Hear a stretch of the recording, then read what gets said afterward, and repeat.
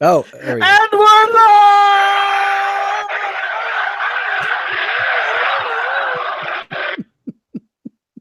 What was that? It sounded...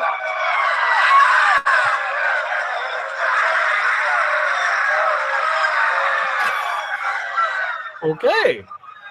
Well, now that we've terrified the populace with our alien world or way of doing things, welcome. This is episode 103. Yeah, okay. Oh, okay, great. I was waiting for confirmation, but thanks for jumping in, boys. The Crafty boys, we've been... Well, I was just going to say, I've actually got notifications on my screen that we have started episode 103 at the same time. Well, I certainly think that's probably correct. Okay. I totally lost my train of thought. But anyway, hi, everyone. Thanks for coming. Alan, Dave, how's it going, man? Manza? It's great. It's cool. Great. It's sweet. It's good. How are you? Sun is out. Doing well. Any stories to relate? Anything happen in your weeks that's worth noting to anyone who cares? I took part as a coach in a kids' Little League minor tournament this past weekend, and it was amazing. I mean, did you get thrown out? Like you're like level of ball. Get out of here! You're out. Red card. You're gone. For these 9 and 10-year-olds was incredible. They were making like double plays and stuff. It was weird to see. You know, I knew these kids, and they all raised their competition level up. Like, you guys normally suck, but congratulations on doing something right for a change. They turned it up to 11, is what they did. Nice. And yeah, it was really cool. Wow. I could just see you out there going, "It's about time! Way to go, Jim Bob, for making that grounder play." Oh no, Jim Bob would never do that. I totally slept with your mom. Jim Bob. Jim Bob. What a guy. What about you, Dave? Did you do anything exciting this week? Trying to think. Don't do that too much. That is a dangerous proposition, sir. It is a dangerous proposition, which is exactly why I do as little as possible. So are we going to drink beer or what? We're the Crafty boys. Don't think. It's dangerous. All right, well, this week I picked the beer, and I totally didn't tell these guys till early this morning, but I picked it a couple days ago, maybe yesterday, because I thought, I wanted to do because we've done a lot of pale ales, we've done a lot of stuff, and I ran into some people that work at the Bowen Island place, the brewery thing, and they were, of course, raving about their product. So I thought, okay, maybe I'll stick with something simple. So today is the Bowen Island Westcoast Lager, because I did not want to do a pale ale. I wanted to do something a bit different. So we've all got it. That was another stipulation for any of our choices. Can we all get it? Because that's kind of a problem sometimes in this province. Because I was actually looking at some other beers for future episodes, and wow, man, the island has a better selection than I do in Vancouver here. So, Dave, what's the international beer units on this beer? Oh, okay. Hang on. Let's see if they even bother putting it on here. I'm thinking no. It's a lager. Oh, it is on there too. And it even tells us, okay. All right. So the beer units are 17. Look at that. So it's a rather low beer units. Is beer if I ever... I'm in the beer! Help! This beer actually has gravity too, I would like to add. It's got gravity. No way. Beer that I've seen that has gravity. And it has a gravity of 12. Wow. A gravity of 12. That means it's good. It's super maxi extra good because... All right. I mean, good is 10. So 12. Let's taste this, mother. How is it? Let's do this. This is grilled cheese sandwiches. It's all right. This is a grilled cheese. I have to say, straight up, I'm not a lager fan. No. However, if I was going to get a lager, and maybe like on a hot day when you're mowing the lawn or you're helping somebody move or something like that, Yeah, you got a whole bunch of buds together. This might be a good selection. I have your tow card to your house, and this is all you got for me is light beer. Hug a lager, man. You'll never go gonna back. pay my cleaning bill? This is an easy, smooth, quick to go down kind of beer. It is. It actually kind of looks like beer from the movies. Yeah, like any beer that you would see people drink in the movies, because you never see craft beer or pales or stouts really going, having. It's always like a can that has a big label on it that just says beer, and but it always looks like this. So it's probably ginger ale most of the time, but you never know. I congratulate Bowen on this feat of. So tell us how you ran into people from Bowen Island Brewing. Well, we have people living in this building that work at a variety of breweries, and some of the people that work in the what's it called? I want to say Steel Toad. It's not Steel Toad. Strange Fellows. We're hanging out with some people that work at Bowen. All right, that's kind of cool. So it was like, basically, I have a feeling that is there anybody in Vancouver that doesn't live in your building? No, everyone lives here. Every single person that lives, because it seems like you got somebody who works there from every brewery. You've got like top Gemini winning recording artists, and yeah, we do. Although they moved out last year. Oh, they moved out. Sorry. So is that you have another new top Gemini recording artist coming in? Not that I'm aware of. No. Well, you can't forget that we have a rooftop culture in our building where anyone who questions here goes to the rooftop. Why do you live there? In the buildon? Yeah, because there's all these dynamic people who are very talented and all that kind of stuff, and on the cutting edge of culture, and then there's you. I make beer? I'm just saying. Just Dave, I feel like I've been dissed. I think maybe. I think that's a possibility. Well, them's fighting words. You know what I'm going to do? I'm going to drink this beer. All right. Some stories that I found just randomly today, because I did a search for beer news on the Googles. Came up with some gems today that I would never have expected at all. The first one is from a website called the local.de, which is a German newspaper with German news in English. Who knew? But apparently, the German heavy metal fest called the Wacken Open Air Festival is building several pipelines. One for internet service, 2 for waste, and 3, actually there's 4, water, and the 4th is for beer. They are piping beer to their festival because the festival is about 75,000 people, give or take, and acts like Alice Cooper, Marilyn Manson, and a couple others are going to be there. So it draws a significant crowd. And the festival, when it ran last time, they had an issue with trucks wrecking stuff, and there was the highway to get there was clogged. So they decided that screw that, we're just building a pipeline for beer alone. And they have now they are creating this pipeline that will be able to serve 6 pints a second. I can't imagine this beer is actually any good.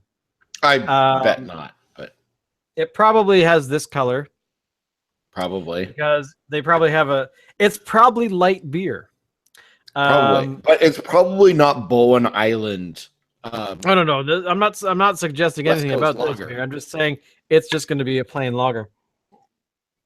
So, would you guys want to go to a 75,000 person multi-day beer line supplied 1 million euro expense? Wow, 1 million euros to build this thing. And they would drink apparently an average of 5.1 liters per person of beer. Wow, that's a lot. It's a mostly rollicking yet peaceful event. And I got to say, the Wacken Open Air Festival sounds awesome. Who wants to go to Germany? I think I would be in just once. So what do they do at this festival?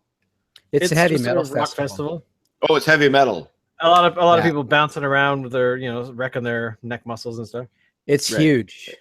Yeah, I'd be into it. Huge. I actually got to say that the fact that this is the #1 article on this website right now is astounding to me. So I wonder what, like, I've been out of sort of like listening to music for a long time. So, I mean, for me, heavy metal, like probably all the heavy metal bands I listen to are probably all like, done. So I kind of wonder who would be the headliners of such an event. Kind of stuff we listened to when we were kids, that's now elevator music. Marilyn Manson, Megadeth, and Alice Cooper are all right. headliners of the festival. Okay, well, that's I'm pretty actually trying to tame, find actually. Alice Cooper's not heavy metal. Well, sort of. Sure he is. No, he isn't. Dude, this is his latest album. What would you call Alice Cooper? I would call him like classic rock. Really? Yeah, I would. I guess okay, you could make an argument. So the School's Wacken out for Open summer Air Festival is let's see, for 2017. Here are the bands list. The Aborted, Accept, something I can't pronounce. Abed, Alice Cooper, Annihilator, Apocalypta, Ass Rock. What? Ass Rock. I think it's that's just a style. Oh, it's only one S. It's actually just stylized. Never mind. The metal battle winner, Aslex. I've never heard of I've heard of Alice Cooper. Oh, Crowbar, Cybercore, Dawn of Disease, Dog Eat Dog, Europe, really? oh, Europe. Grave Europe's Digger. not heavy metal either. I would not say this must be a different year. This can't. Let me check. Let me confirm. Oh yeah, like Europe. the final countdown. It's totally Europe. Yep, it's Europe. Okay. Are these all the bands that are going to be playing? Yeah, wow. They've been actually working on this since like last summer, adding bands as they go. So yeah, there's this is like 50 bands. Warrant's going to be there. There you go. So wow, I gotta say, this list just Steel Panther.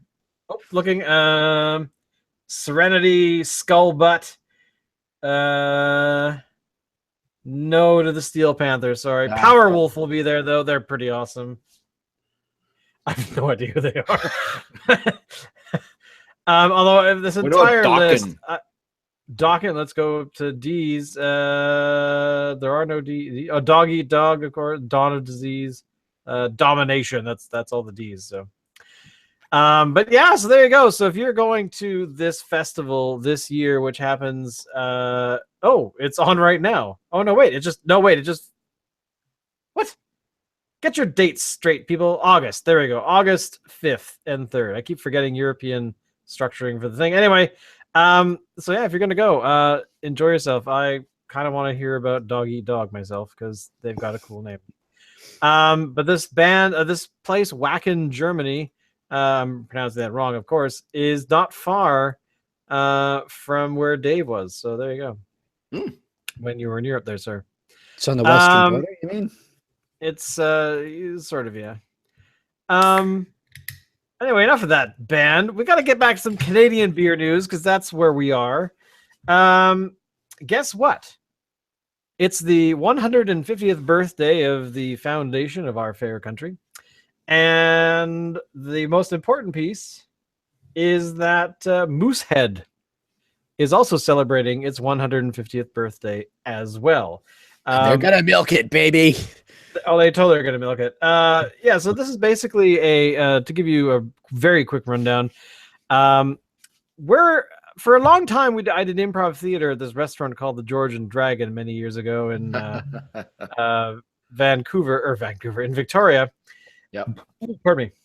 And on the wall was this very large wooden Moosehead Brewery's logo thing. It was very cool. Apparently, not many of them were made, according to what I recall, because it was actual wood. It wasn't like a pressed plastic or anything, and it was quite sizable. So, and heavy. And apparently, some people I know, when the George and Dragon closed, stole it. Yep. So, Alan, you wouldn't happen to know anything about that, would you? Maybe. Why didn't you reveal your crime? Oh, I didn't steal it, but I know who did. So who did? Who did, you. Alan? I who know, did? but I hear you were there. You were helping. Should we say? I mean, I don't think anybody's. It was stolen. What? 18 years ago. Okay, Mr. Andruko. And apparently he still has it. Yes. But anyway, yeah, so that was kind of anyway, that was my introduction to what Moosehead was all about. That's going to be one of those things that if there was so few of them made, there's probably going to be like this thing, kind of like, like how the Nazis stole all the gold and everything, or paintings and everything. And they're suddenly uncovering them now. And it's like, oh my God, we thought this thing was lost for all eternity when we found it. There's probably like maybe 10 of those Moosehead things left in the world. And, like 9 of them are accounted for. They don't know where the 10th one is, but whoever has it gets like $5 million. Well, hey, if it's worth $5 million, more power to them. Now, here's the thing. According to this article from the CBC, Moosehead Breweries was started in 1867. But this is the thing I did not know. The head brewer when it started was actually an entrepreneur by the name of Susanna Oland. She was from England. She had been in what became Canada since 1865, and this is actually something that I really had never considered, considering the date, because many people at the time, if you wanted alcohol or drink or whatever in just general, you were a home brewer. There were not really huge breweries. There was just what you could make in your bucket, in your backyard, I guess. So she turned this into a business for her family because, it was 1867. So it became incredibly popular very quickly. And of course, it's still around. So have you guys had Moosehead before? I'm assuming you have. Yes. Never. I've had it. All right. Dave, I just got to say, if you could please just pick up your wallet and if you could just hand me your identification. I'm going to take a marker and cross off Canadian on any device. Really? You've never had Moosehead ever? No.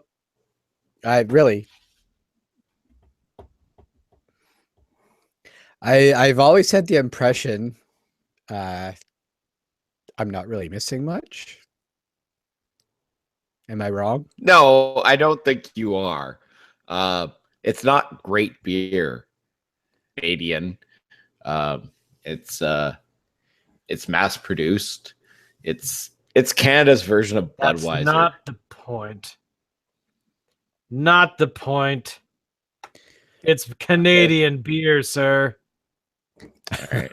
So is Molson Okay. Canadian. Fair enough.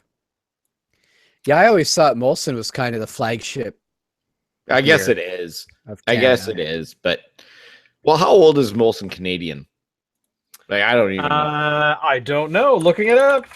And it's probably owned by like InBev or something now, right? Well, it is now. Probably has been for years. Is a pale lager of 5%, much like we're drinking right now, brewed by Molson, introduced in 1959. So Moosehead is way older. By almost 100 years. It's older than what we were recognized for. And besides, it's freaking Moosehead, man. That's the flagship.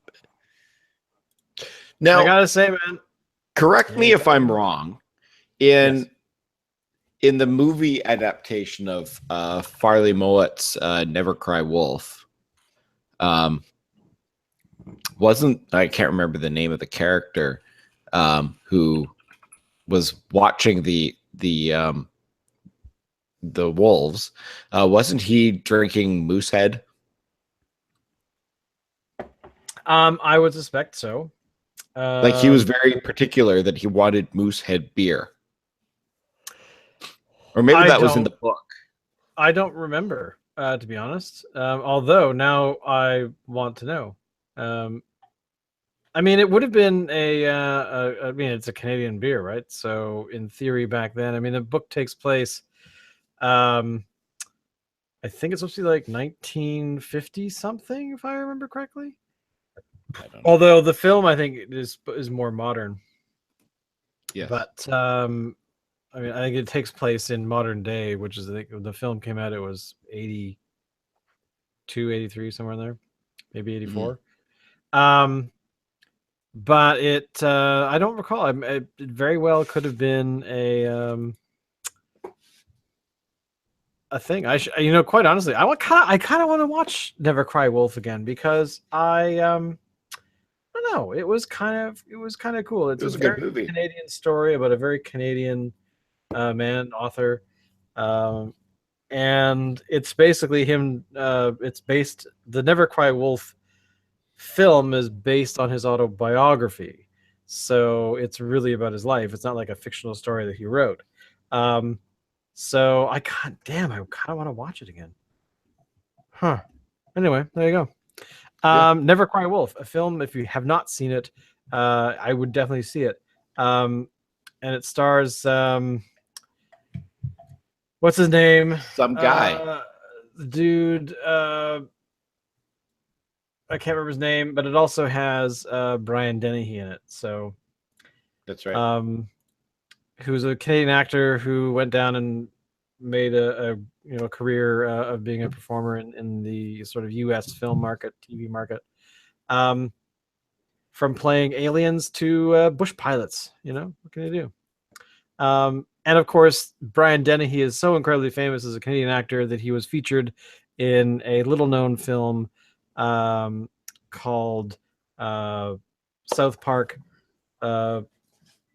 Longer, what was it called? Bigger, longer, and uncut. Bigger, longer, and uncut. Yeah, where he, of course, is portrayed as being this guy who shows up to a party or during a song about Brian Boitano. Yes. I'm Brian Dennehy. I'm Brian Dennehy. Fucking Brian Dennehy. Get out of here. Well, speaking of movies, and maybe this is getting off topic a bit. There was Kevin Smith put out an announcement today that that unfortunately the actress who played Caitlin Bree in the original Clerks movie has passed away. What? Yeah. No. Like, she was like in her early 40s or something. What? That blows. What happened?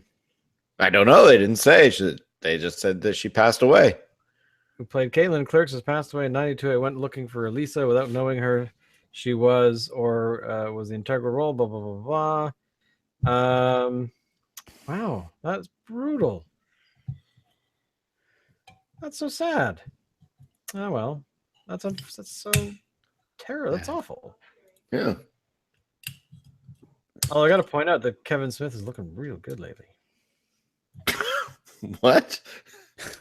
No. He's lost a ton of All weight. svelte and stuff. Yeah, he's getting down there, which is kind of nice. Yeah. But yeah, I'm sorry to hear that has actually happened. That's so sad. Yeah. That was a downer. Sorry. Thanks, man. It was so much fun talking about beer, but we're gonna bring it back up now because I gotta tell you, the next article I could not have. This is from a CBC radio program that I caught a smidgen of because I heard Goat Brains and I laughed, but because I listened to some of their podcasts, but I didn't listen to the whole thing. But I'm glad this popped up in my search because this actually makes way more sense to what I heard on the radio. Microbrewery. This is one of the few things they talk about. A microbrewery in Iceland uses whale testicles and smoked with sheep dung to make beer. A company in Newport, I guess, Oregon, makes beer fermented with yeast grown from the brewmaster's beard. There's a brewery in Denmark that uses barley fertilized with human urine. Wow. And a UK brewery called Babas, something or other, uses watercress in a brew because it is said to create male virility. Yeah, that's a good idea when guys are drinking beer. Sometimes. And there's also a place in Regina called the Multinational Multi, as in MALTY, National Brewing Corp, which is just over a year old, but they've already created more than 70 individual beers. Now, this article is actually kind of amusing to me because there was another article that I read, but I cannot find. I read it a little while ago, last week, about some longtime brewmasters trying to tell craft brewers to focus more on the actual making of beer rather than be crafty and making crap beer and calling it something fancy and then selling it to people when the beer is actually kind of shit. So there seems to be this, I don't know, there were the beer masters I'm talking about are all from Europe anyway, at least in that article. So they're basically talking shit about craft brewers now because they think that instead of actually focusing and honing a skill, these breweries are just experimenting and throwing whatever's in their minds. Oh, let's put this in and see what happens. But because they're doing it on such a much smaller scale than these larger companies, I'm assuming InBev was probably a good example. They're not creating consistent enough product, and they're just going, oh, well, this didn't work out, but let's call it, the left butt cheek of a rhino. Yeah, buy this beer and get it out of our tanks. I'd buy that. So I'd buy that for $1. So I thought that was kind of interesting because this just sort of played into the and I heard a very little bit of this the other day, so I just I could not talk about it. So there you go. What should we do as small-time beer appreciators? Should we really be concerned with the experimental way of some craft breweries? I don't think so.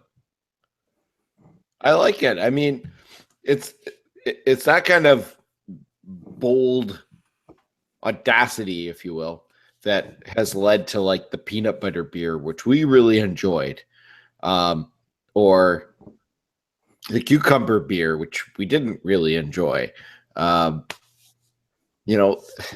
The Voodoo Donut beers from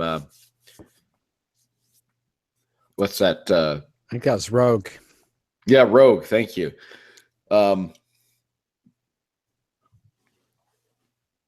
When you get these kind of bold kind of flavors, sometimes you hit a real winner, and sometimes you don't. But if you don't experiment, how are you going to know? That's true. Dave? I second that. Although you could say that these other guys have a bit of a point too, right? It's because it could become an excuse for not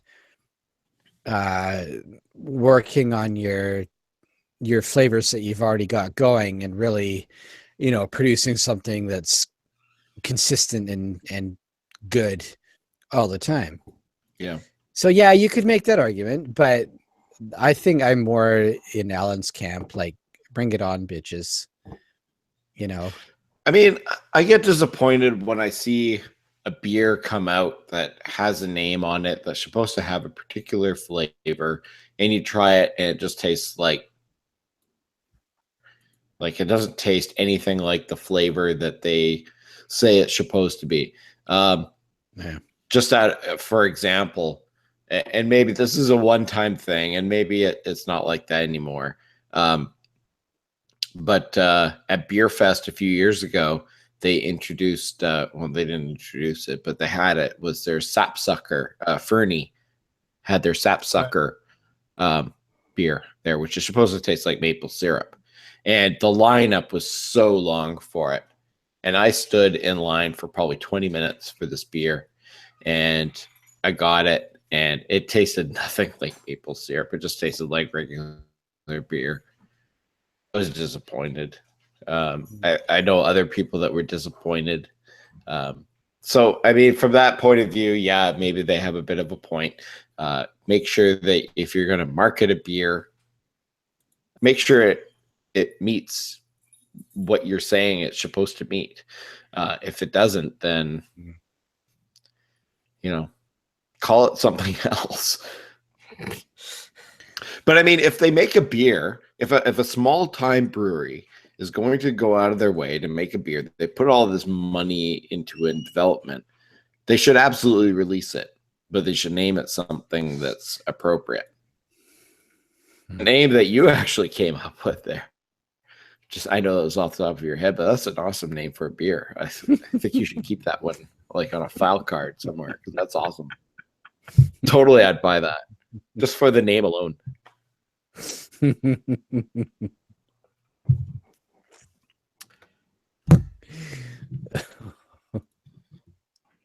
Well, I think that Dave, you need to start up your own brewery.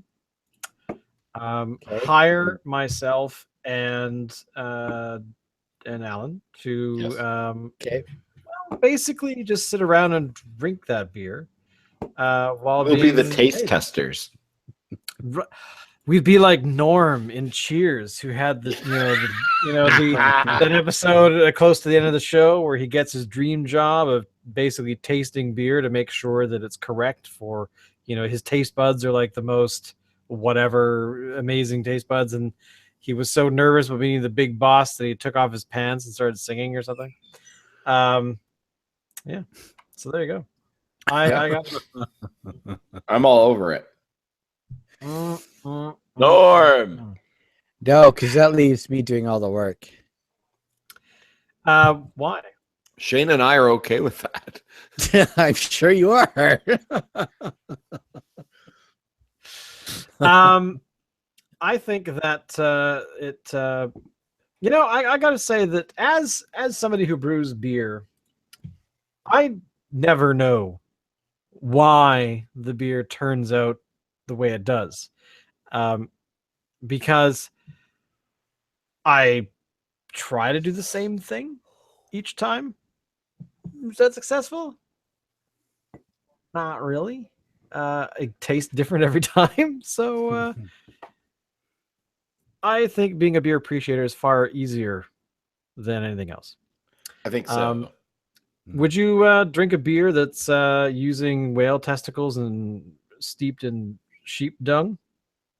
No. Nor would I drink a beer that was made using human urine.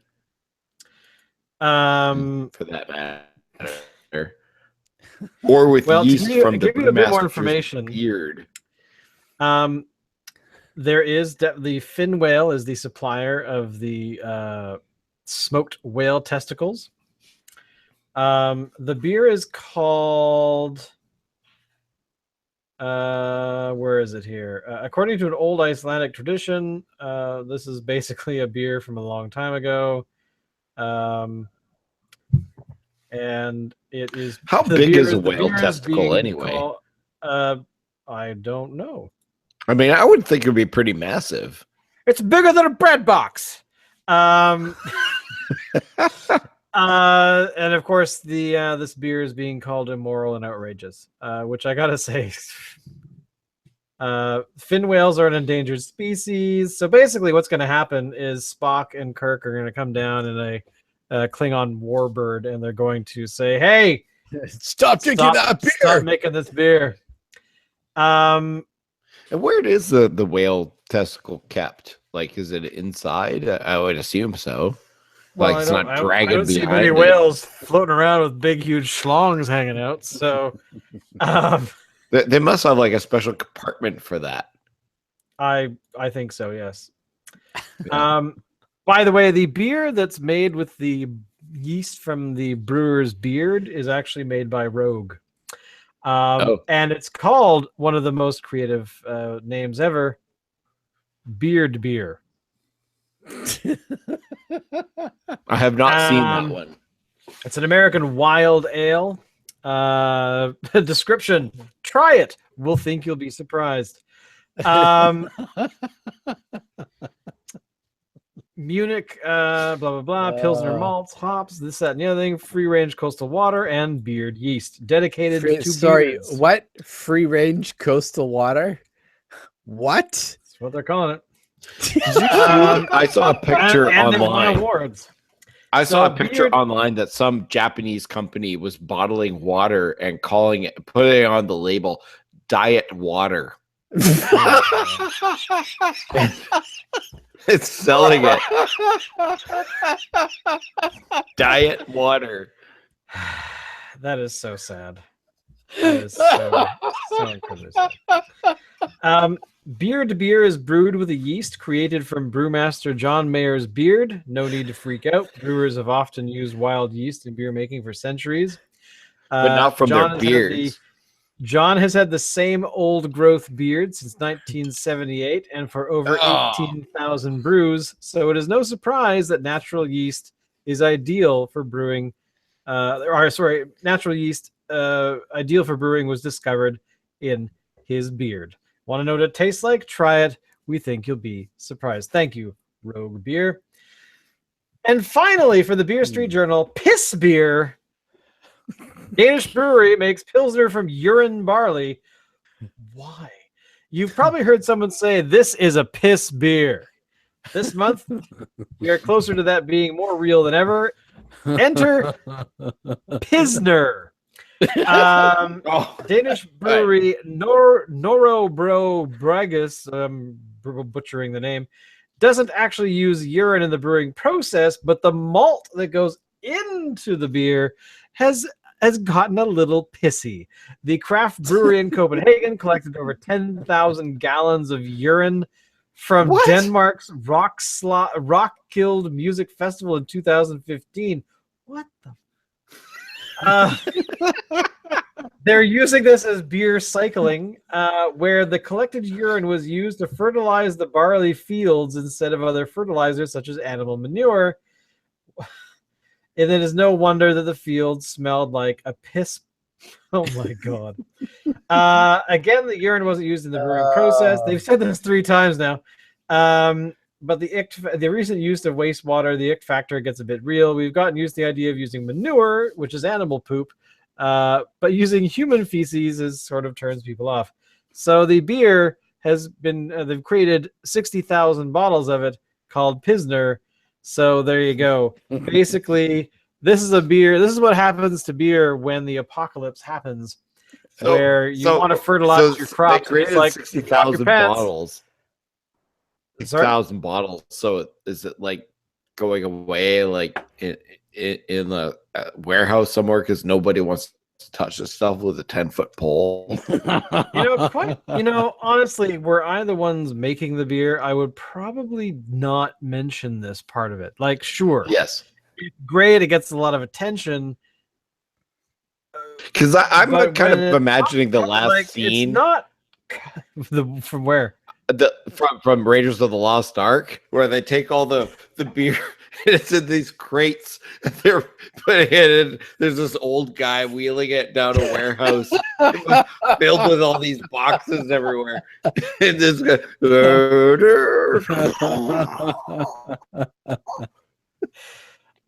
that. Oh my god!